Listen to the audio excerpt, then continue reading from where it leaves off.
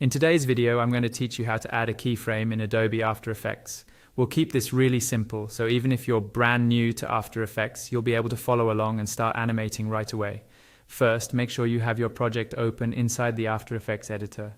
You should already have a composition set up with at least one layer in the timeline.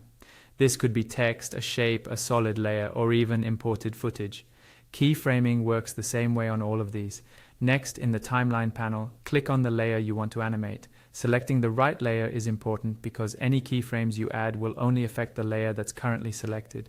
You'll see that layer highlighted so you know you're working on the correct one. Now we need to open an animatable property for that layer.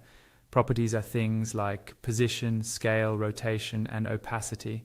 After Effects has handy keyboard shortcuts for these.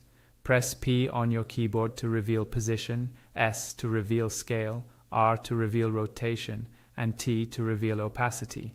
For this example, let's say you press P to open the position property. You should now see some numbers appear next to the word position under your layer. To start keyframing, look for the small stopwatch icon next to the property name. Click that stopwatch. The moment you click it, After Effects creates your first keyframe at the current time on the timeline.